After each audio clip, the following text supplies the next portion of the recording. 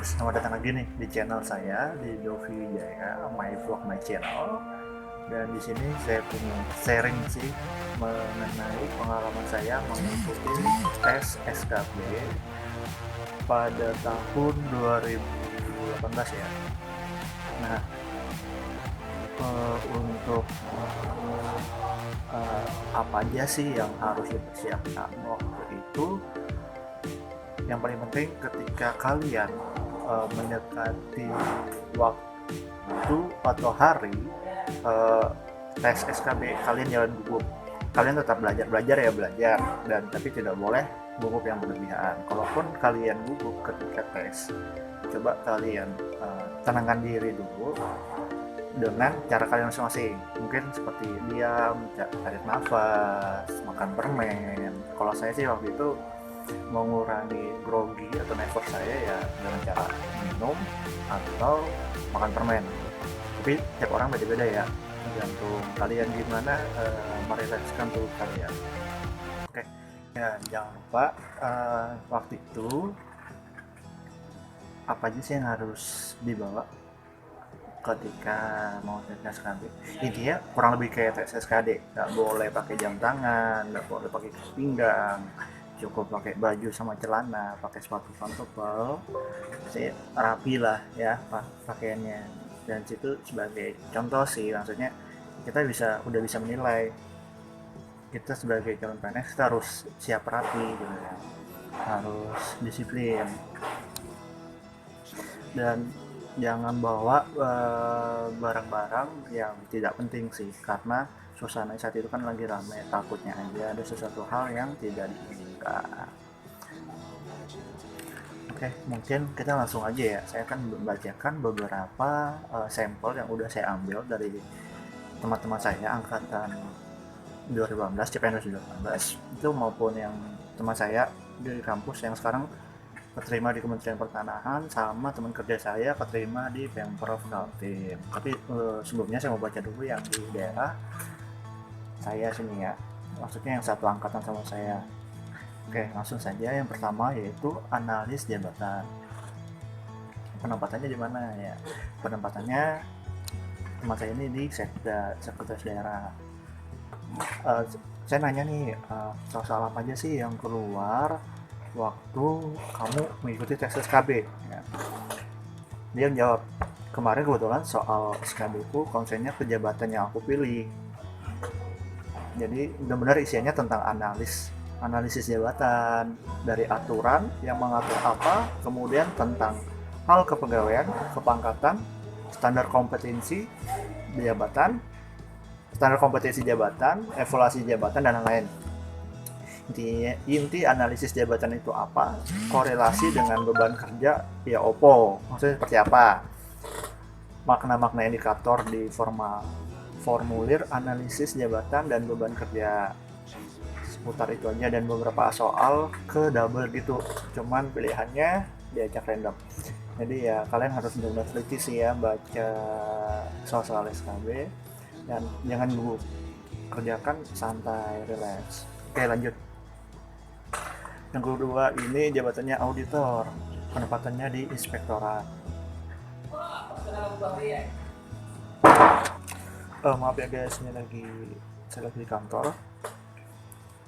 Jadi jawabannya si Mbak itu kan di awalnya nggak tahu nih auditor, jadi masih bingung apa aja yang harus dipelajarin. Dan ternyata yang keluar waktu itu ya memang soal-soal penerapan auditor di kehidupan. Jadi kalian benar-benar pelajaran sih untuk auditor, penerapan auditor di kehidupan itu seperti apa, dasar-dasar ilmu dasar auditor harus dipelajarin, dan peraturan tentang auditor kayaknya perlu dipelajarin. Oke, lanjut lagi ke ketiga, penata keuangan di Dinas Lingkungan Hidup. Nah, kalau menurut Mbak ini itu lebih, dia bilang kejurusan aja nggak cukup, perlu pengetahuan dasar sama global juga. Kalau kamu akuntansi ya berarti kamu juga mesti tahu yang terkait dengan ilmu ekonomi, manajemen, keterkaitannya gitu. Nggak bisa akuntansi tok atau fokus di akuntansinya aja gitu. Jadi ilmu dasar mesti dikuasai juga. Oke, lanjut ke jabatan guru ya, guru agama Islam dan guru kelas. Ini ya, tadi nanya juga sama ya, itu soal SKB untuk jabatan guru. Beliau jawab yang keluar itu soal-soal mengenai kependidikan seperti kayak PTK, penelitian tindakan kelas. Jadi saya simpulkan berarti penerapan atau pola belajar mengajar di dalam kelas ya. Jadi untuk fokus ke jurusan aja itu tidak cukup. Itu aja sih. Terus, oke, lanjut nih untuk jabatan dokter ahli pertama di rumah sakit. Dia bilang yang keluar banyak kan soal jurusan mas, kayak pas uji kompetensi dokter tuh keluar katanya, sama undang-undang kesehatan sama nawacita gitu. Nah, saya nggak paham sih nawacita itu tentang apa, nggak paham. Dan yang pasti untuk teman-teman dokter pelajaran itu ya berarti ilmu undang-undang kesehatan, nawacita, sama waktu ketika uji kompetensi kedokteran. Oke, lanjut kita ke dokter gigi. Pendapatannya di puskesmas sama. Kalau dokter gigi ini lebih ke soal mengenai gigi dan mulut. Jadi teman-teman yang mendaftar sebagai dokter gigi pelajar nih benar-benar tentang gigi dan mulut. Terus lanjut ke bidan desa. Penempatannya di puskesmas nih ya teman saya. Soal-soal yang keluar campur, ada jurusan dan formasi jabatan yang diambil. Soal umum dan soal kesehatan. Tapi kalau kesehatan ke kasus lebih banyak. Kasus cuci tangan, obat-obatan, nawacita, undang-undang kesehatan tentang PHBS, imunisasi dan program puskesmas. Nah, itu sih yang harus kalian pelajari ya untuk bidan desa. Kita lanjut ke perawat. Kalau perawat nih sama penempatan di puskesmas, katanya soal lebih mengenai soal perawat. Ya, benar. Jurusan perawat. Tapi katanya lebih ke studi kasusnya mas, mengenai penanganannya seperti apa. Contohnya misalnya ada pasien datang ke UGD, tindakan apa yang dilakukan Anda sebagai seorang perawat. Nah, seperti itu tuh yang harus kalian pelajarin. Oke, lanjut untuk teman saya yang jabatannya sebagai analis lingkungan hidup di Dinas Lingkungan Hidup.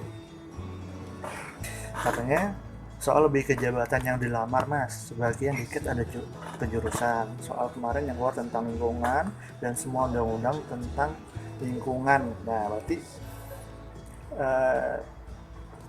kalian harus pelajari itu sih, ilmu-ilmu dasar tentang lingkungan dan undang-undang lingkungan ya buat teman-teman semua. Nah, kita lanjut ke teman saya yang keterima di Kementerian Pertanahan. Untuk saat itu jabatannya pengelola sistem dan jaringan. Sebenarnya soal dia sama soal saya tuh kurang lebih. Jadi untuk dia soalnya itu katanya soal jaringan, tentang sistem jaringan sampai ke data-data juga, logika sistem juga dibahas, pengamanan website. Jadi pelajaran yang berdasar dari itu sih. Nah, jadi kalian benar-benar harus pelajarin ilmu dasar sistem logika, terus jaringan, habis itu basis data sama pengamanan website. Kalau saya kemarin tuh sama seperti jaringan kayak LAN, terus kalau basis data tentang kayak bahasa pemrograman, bintang, select firmware, kayak gitu. Itu sih yang harus teman-teman pelajarin. Ini lanjut ke teman saya yang keterima di Dinas Kelautan dan Perikanan Provinsi Kalimantan Timur. Jadi saya bukan bilang orang yang tahu dia terima kasih. Saya mau sih yang paling kayak itu kita. Oke, lanjut aja. Langsung jabatannya pengendali hama dan penyakit ikan terampil. Soalnya sama ya. Saya nanya tentang soal apa sih yang keluar saat tes SKB. Katanya soal yang keluar tentang jabatan yang diambil. seperti menghitung dosis obat, misalnya pakai PK dosisnya 5 ppm. Oh, nggak ngerti ppm itu piye opo.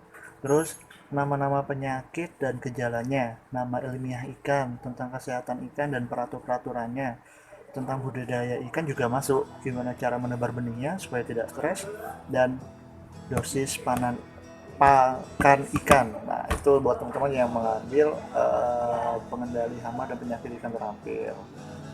Lebih ke soal perikanannya. Jadi kesimpulan saya dari beberapa sampel yang saya ambil, soal-soal yang keluar berarti soal-soal dasar yang fokus ke jabatan yang kalian ambil. Jadi buat teman-teman yang daftar, maksudnya buat teman-teman yang lain, soalnya kurang lebih aja berarti ilmu-ilmu dasar jabatan yang akan kalian ambil, itu yang harus kalian pelajarin. Dan kalian gak boleh nyerah ya. Kalau saat itu entah sistemnya sama, tahun ini 40-60, kalau saya tahun kemarin 40-60, 40 SKD, 60 SKD. Dan kalaupun teman-teman yang tahun ini belum rezeki, tetap semangat, karena ikut CPNS ini maksimal umur 35 tahun.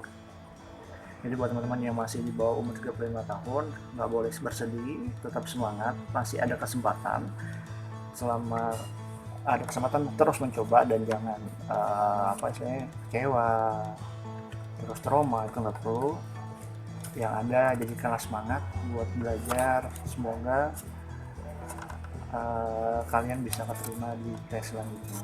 Dan yang buat keterima, alhamdulillah, berarti yang rezeki terbaik buat kalian. Dan jangan lupa kalian tetap jaga silaturahmi sesama teman kalian ya, yang mungkin ada kenalan ketika waktu tes. Nah, itu harus lebih jaga komunikasinya. Oh iya, jangan lupa di like, komen, dan paling penting subscribe ya, subscribe supaya saya semangat nih bikin video-video pengalaman saya mengikuti seleksi tes CPNS. Tapi untuk kondisi saat ini kita nggak tahu ya keputusan pemerintah pusat seperti apa, apakah tahun ini SKB ada atau tidak. Semoga kita banyak-banyak berdoa aja ya, semoga apapun itu hasilnya, itu hasil yang terbaik diberikan buat kita semua. Oke, terima kasih, mungkin itu aja bisa disampaikan. Kurang lebihnya saya mohon maaf. Wassalamualaikum warahmatullahi wabarakatuh. See you.